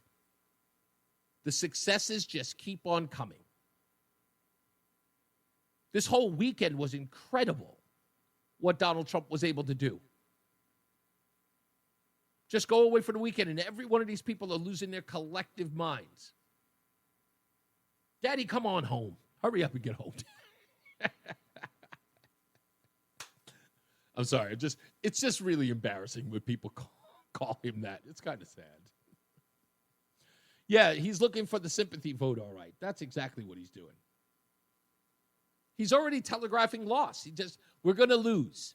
We can't beat this guy. Donald Trump is going to convince their voters not to vote for them in the midterm. That's all. And the Joe Biden albatross is not helping them at all. And we'll get back to that because I got John F. Kennedy audio here about these Medicaid cuts and why they're a lie. So stick around for that because that audio is good. Apparently, the Medicaid cuts are going to be 14 million people who are going to be affected by it. And then at the same time, it's only 8 million people who are going to be affected by it. By the way, they're going for the new standby. Apparently, Medicaid cuts are going to kill people. Now, I'm only going to say this because it's important. The last time a progressive said that Republicans and health care would kill people, we got James Hodgkinson. Remember him? Steve Scalise remembers, and so does Pepperidge Farms. We'll get to that shortly. So stick around. More news, more views. Also, last but not least, caller of the day. If you want to win a dozen bagels a month for 6 months, give us a call at 860-522-WTIC, 860-522-9842. Last but not least, caller of the day wins a dozen bagels a month for 6 months, courtesy of Between Rounds, the Bagel Bakery and Sandwich Cafe. And we may have to put a disclaimer on there that says if you do win, you have to go into your spam folder to get the email and all that good stuff. But let's get into another check of the weather and traffic with Jason Caterina and Tom O'Hanlon, who's in for Mark Christopher in the BPS Traffic Center. Happy birthday to us. Happy birthday to us. Happy 100th birthday, WTIC. Happy birthday to us. We're back. It's Reese on the radio, NewsTalk 1080 WTIC. In this coming half hour, if you would like to win a dozen bagels a month for 6 months, courtesy of Between Rounds, the Bagel Bakery and Sandwich Cafe, give us a call at 860-522-WTIC, 860-522-9842. Be our last but not least caller of the day. Also go to Between Rounds, which are located in South Windsor, Vernon, and Manchester. Of course, you do that near the end of the show. I meant to mention this as well because I read this morning that there. I don't even know how to put this. 2 movies came to mind when I heard this. The 2 movies were Wag the Dog and Dave. Does anybody remember that? Please roll and tell me you remember either of those movies. Did it even ring a bell? No. Okay, so Dave, if you're old enough, you might remember it. Maybe you saw it in passing and never really watched it. Dave was a movie that starred Kevin Kline and Sigourney Weaver. Kevin Kline's character was the president of the United States who is having an affair, and in the middle of his affair has this anomaly happen to him health-wise, and he ends up in a coma. They find a local, rabble-rouser activist in the neighborhood who is his doppelganger, who looks exactly like him, named Dave. And they just replace the old president, who's kind of a jerk, and replace him with this small-town guy who's really a do-gooder. And he takes over the position as president of the United States, and he does amazing things. He turns out to be probably one of the greatest presidents ever, a real do-gooder and all this other stuff. So in essence, what the White House did was fake the president and put in his doppelganger, and he ran the country. Another movie, Wag the Dog, stars Robert De Niro, William H. Macy, Dustin Hoffman, and Anne Heche. Many of you, if you haven't seen that movie, go see that. It is perfect. In fact, Bill Clinton was accused of stealing from that movie when he had firebombed a hospital to try to attack or try to get Osama bin Laden. It was in the middle of his scandal. He was in Camp David, and it was in the middle of the scandal between him and Monica Lewinsky, and he, went to go do this bombing, and one person in the press conference asked him if he was pulling a Wag the Dog because the movie had come out. And what it was that the president of the United States was caught in a scandal with a little girl, and they had decided to fake a war with Albania. And they hired Dustin Hoffman's character to create a production of a war. It was all fake, the whole thing. The War Wounded was played by Woody Harrelson, who was a psychopath that they had pulled from. They even got, I want to say Buddy Guy. Somebody can correct me if there was a jazz musician. It wasn't Buddy Guy. If it wasn't Buddy Guy, it was somebody else. And Willie Nelson, they got them to fake an old song called Old Shoe. It was an entire production to protect the president from this scandal. And the reason why I bring this up is because in this book that Jake Tapper put out, the White House pulled in none other than Steven Spielberg to run a production to make the president look good, the President Joe Biden look good. It's insane. As soon as I heard, I was like, what in the world? And, they say the truth is stranger than fiction. It turns out that in some cases, it's one and the same. Let's get another check of the weather and traffic with Jason Caterina and Tom O'Hanlon, who's in for Mark Christopher in the BPS Traffic Center. What's up, everybody? You know who it is. You know who it is. You know who it is. It's Reese on the radio. Frederick Douglass of the 21st century. It's WTIC News Talk 1080. Maddie, the movie, I should say, that you are referring to with Eddie Murphy is called Distinguished Gentleman. No, that is definitely not the movie. That was an Eddie Murphy movie that failed miserably about politics. It was called The Distinguished Gentleman, was the movie with Eddie Murphy. I'm looking for new callers, so if you've never won a dozen bagels a month for 6 months, give us a call, 860-522-WTIC, 860-522-9842. We're looking for you, new callers. I know we get a lot of the same old, but new callers. Just call in so that we can get you a dozen bagels a month for 6 months, courtesy of Between Rounds. The last but not least caller will get that today. We'll talk a little bit more tomorrow about that story with the teen algorithm. That is important to pay attention to because, as you may have heard at the top of the hour, John Vila was saying that there are legislators who want to affect the algorithm in social media for these young people. And that's important. Somebody sent me a text about that, but I don't want to give it away.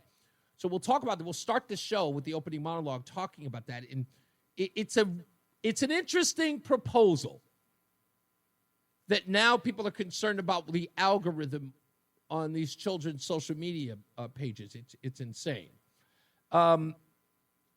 Hakeem Jeffries and Alexandria Ocasio-Cortez appear to be very concerned about this new legislation, this big, beautiful bill, and they are trying to attach it to Medicaid. Medicaid is the problem. Here's Alexandria Ocasio-Cortez, who's concerned about abortion. Oh, I'm sorry. I phrased that wrong. Reproductive rights. In states that have banned, outlawed, restricted, defunded abortion services and care, women die at much higher rates. It kills women. It kills women to defund care, reproductive care. It kills women to restrict it, to ban it, to defund it. And this legislation will kill women. I'm sorry, Alexandria. I don't know what a woman is. Can you define women exactly? Which women? Will biological ones or ones that are born a guy? I'm not sure because, maybe there are some women I want to protect, but not others. Maybe I don't have a bipartisan view of what a woman is. You're going to have to, if you're concerned about women dying because they don't get reproductive care, are you talking about men who claim that they are women who wish to get an abortion? Right? A man with male genitalia who walks into an abortion clinic and says, I'd like you to abort my baby. And the doctor comes in and says, I don't know if I can do that. Why? Is it because I don't have Medicare? Like which women are you talking about? Hakeem Jeffries, he's also, it's a matter of life and death. This is how you know they're losing. Democrats are working hard through the night, both on the Energy and Commerce Committee and the Ways and Means Committee, to push back against this GOP tax scam, where they are trying to enact the largest Medicaid cut in American history, north of $700 billion. And independent observers have confirmed that if the Republicans are successful in passing this GOP tax scam, then approximately 14 million people will actually lose their health coverage. Hospitals will close. Nursing homes will shut down. This really is a matter of life and death. It's a matter of life and death. It's a matter of life and death. Democrats are screaming all about it. RFK Jr. was on the Hill today, and he proposed that same sentiment. There are millions of people who are going to lose their Medicaid. And Robert Kennedy set him straight. Half of my district is on Medicaid. And the recent budget that is being discussed in the House right now would leave 50,000 people in my community without health insurance. So, Secretary Kennedy, my question for you is, why do you think that a community like mine doesn't deserve access to that same basic health care provided by Medicaid that you benefited from? I do believe they have erred. I do believe, and that is the design of the Medicaid program. So do you disagree with the cuts that are being proposed for Medicaid right now? Oh, the cuts to, this is I don't know if you understand this or whether you're just mouthing, the Democratic talking points. The cuts to Medicaid are for fraud, waste, and abuse, and I'll tell you what that means. It means that because of DOGE, we were able to determine, and it's about 8 million people who would be affected. Because of DOGE, we were able to determine that there are 1 million people who are claiming Medicaid from multiple states. That's illegal. It's theft. You're not allowed to do that. There are another 1 million people who are collecting both under Obamacare and Medicaid. Secretary, that has nothing to do with the... It has everything to do with it, bozo. That has nothing to do with it. This is exactly what the problem is. Budget that's These are the only cuts that are being made. These are the only cuts that are being made to Medicaid. That's not true. Yes, it is. There are another 1 million illegal aliens. We announced a law yesterday, a rule yesterday, we're not going to pay illegal aliens anymore. And guess what Gavin Newsom did this morning? He said we're going to take all the illegal aliens off the California Medicaid rolls because the feds aren't paying for them anymore. So the compassion ends. That's right. He is 100% right, courtesy of NBC News. In reversal, Gavin Newsom proposes cutting back on health care benefits for undocumented immigrants. Why? Because the federal government isn't paying for it anymore, and he doesn't want his local taxpayers to be footing the bill. That's why. The Democrats have been lying about this all day, every day. That's why it's about life and death. People are going to die. People are just going to die. I don't see anyone on television pointing out in the bill whatsoever, probably because it hasn't been proposed yet, but they can't point it out. They're just telling you 8 million people. Oh, I'm sorry. Hakeem Jeffries says 14 million. Robert F. Kennedy says that 8 million people are going to be affected because they're fraudsters. And now they're suggesting that those 8 million people are bona fide recipients who are supposed to get those benefits. And they know it's nonsense. They only care about the money. See, that's the whole thing. And every one of these idiots who are running around here screaming, don't touch my Medicaid. No one's touching yours. Are you illegal? Are you fraudulently getting this and that? No. But all you have to do is just say, 8 million people are going to be removed from the rolls. Well, what 8 million? Well, 8 million. Does it matter? Yes, it does. Of course it does. Because if it didn't, or I'll put it this way, if it really mattered, and if it was so important, you'd easily tell us who those people were. So are the 8 million people you're talking about, or the 14 million people you're talking about, are they illegals? Are they double dipping? If it was really that dire, you just say yes. Yes, some of those people are undocumented, but they need that health care too. You'd make that argument, but you can't. You can't, because it's a losing one. You can find all the compassionate idiots in the world who are going to stand down at City Hall and scream and holler about this. They'll even go down to Washington for you. They'll hop right on a bus, and they'll make that case all day. Pay them $100 an hour, of course they'll run down to Washington to do it. But the average citizen, not so fast. And you can't sell that to people. So slow your roll. I can't wait to see that. I wish that it didn't. If I could, during the show, I would have listened to it, but I can't. But I'll get back to it. I may even have it ready for tomorrow. We'll get into that as well. Let's go to our last but not least caller of the day. We've got Bill in Cromwell. Hey, how are you? Pretty good, sir. Thank you for calling. Bill, you are our last but not least caller of the day. You will win a dozen bagels a month for 6 months, courtesy of Between Rounds, the Bagel Bakery and Sandwich Cafe. What do you got for us today? I was just surprised you did not say anything about Murphy's new beard. Oh, no. Bill, I've been talking about that beard since he started growing it a little more than a week ago because it's horrible. It is.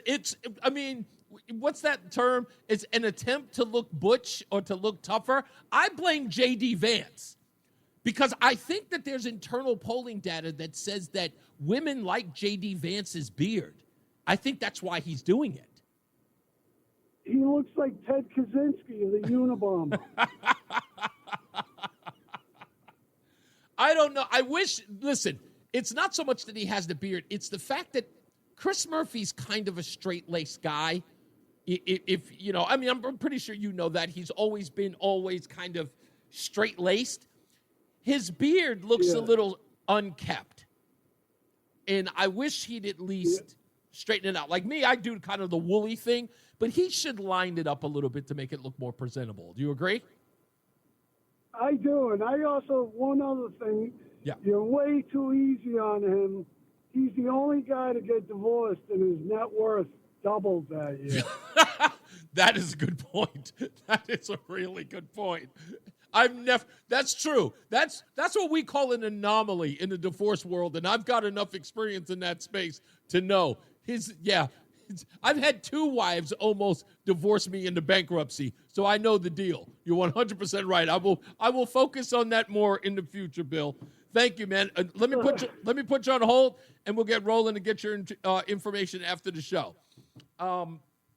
He's 100% right about that. I should net worth grow after the divorce. Maybe his wife's just a nice person. Maybe she's better than him. She did leave with all of the dishes, as I remember. Because remember when I talked about his cabinet, where he's taking those videos in his kitchen and the cupboards were bare? She probably took everything. There's a lot of was it William and Sonoma? A lot of Pottery Barn stuff. No longer in the house. She probably took it. In fact, let me tell you, I would not be stunned if Mrs. Murphy listens to Reese on the radio. I wouldn't be.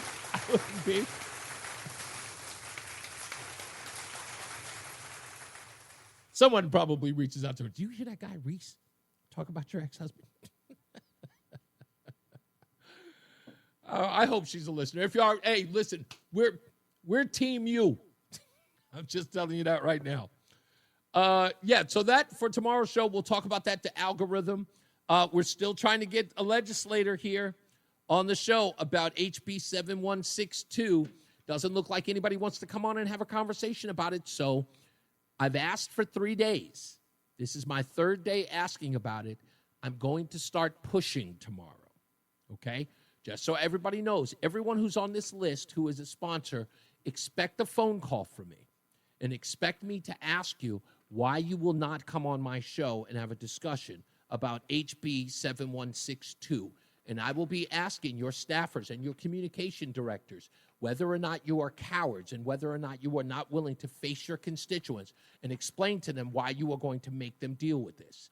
And I am going to be a bully. I'm going to call you out by name, and I'm going to continue to call you out by name. And not only am I going to call your offices, I'm going to record me calling your offices, and I'm going to record your responses to this show and your staffers' response to this show. And either you're going to release a statement or you're going to come in here and you're going to answer questions about it, because that's what you're supposed to do. You're not supposed to throw a stone and hide your hand. So get your acts together, all of you. And Joshua Elliott, you know the drill, my friend. You've been here at WTIC.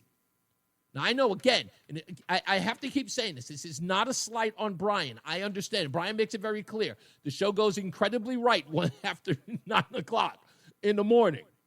But nonetheless, the reason why you go to Brian is because he is not going to be a bulldog on you, because that's not his style. And, you know, God bless him for that.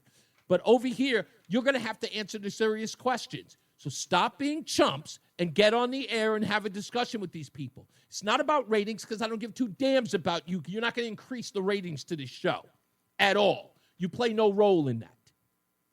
But we are here to get to the bottom of what you're doing and why you're doing it. And you should have the stones to come on here and talk about it and explain to people why this is a good thing. But I don't think you have the guts. But like I said, I've asked. It's 3 days in a row now, and I've got no response. So now I push. Okay? So get ready for my phone calls tomorrow morning. Okay? After I come back from the eye doctor. Got to go get new contacts. It's a whole thing. I had to wait 5 weeks for these things to come in. 5 weeks for contacts. Apparently I have some weird vision thing on the right. It's my birth defect, which I'm very proud of, I might add. I asked the doctor, I said, the thing with my left eye, is that like a birth defect? He says, yeah. I go, yes. As I always say, radio is free, so we thank you for paying attention. Remember to keep JC in your hearts and in your minds. So, Patrick, we love you and we miss you. Remember that panic is not planning, so plan your work and work your plan. Me, I'm Reese on the radio. You have a good night, pleasant tomorrow. We'll see you back here at 3 p.m. Now it's time for weather and traffic with Jason Caterina and Tom O'Hanlon, who's in for Mark Christopher in the BPS Traffic Center. Mark will be back tomorrow. Holla, guys. I'm Tom O'Hanlon from the BPS Lawyers Traffic Center. All right, good sir. Brought Yeah, to you by man. Columbia Implant Center in Manchester. Absolutely. On I got to 84 think I'll make going another westbound, you announcement still have that tomorrow about traffic the from phones. Route 2 onto the bridge, cross Okay. So eastbound on I think, 84. It's look, cleaning up pretty if we well don't tell going up them, they're through going to just Parkdale, keep doing seizing it, up. and they're going to Still feel some stop rejected. and go So. after that is Yeah, no, I got drops already ready. I just got to put them in. Yeah, one exactly. scattered pockets Okay. of traffic just All right, about halfway down between I think that's it. 291 All right, I'll give you a holler tomorrow. on the northbound. Yes, sir. All right. One, we're looking pretty good. Really not a lot going. All right, everybody. Holla, holla, pop your collar. It's been a pleasure. We got plenty of stuff to get into tomorrow. Plus, I got to get this audio for the what's name. So, by the way, if you guys ever have anything on the show that you want to talk about, make sure that you let me know. You can send me a message here on Facebook, on X, and wherever. Just send me a message. If there's a story that I missed that I didn't pay attention to, I try to cover everything. I try to cover national as well as local. So, and I'll get into it. Also, we have some good news coming up in about a month and a half, by the way. So, and I'll let you guys in on that very soon as well. So stand by. All right? You guys be good to each other. God bless you, and I love you.